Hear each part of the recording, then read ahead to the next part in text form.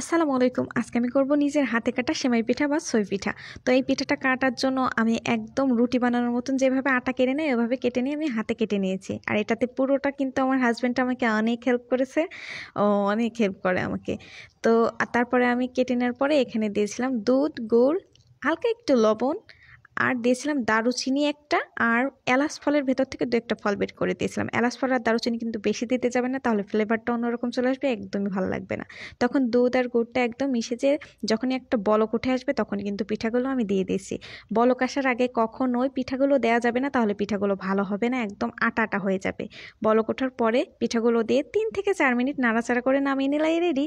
তো এটা পাতলা অবস্থায় একটু নামাতে হবে, তা না হলে ঠান্ডা হলে একটু টাইট হয়ে যাবে। যদি আপনারা টাইট করে নামান তাহলে একদম ইটির মতো শক্ত হয়ে যাবে। তো আমি ঠান্ডা হওয়ার পরেও দেখিয়ে দিচ্ছি, দেখুন এটা অনেক টেস্ট হয়েছিল, মাশাল্লাহ। আল্লাহ হাফেজ, সবাই ট্রাই করুন।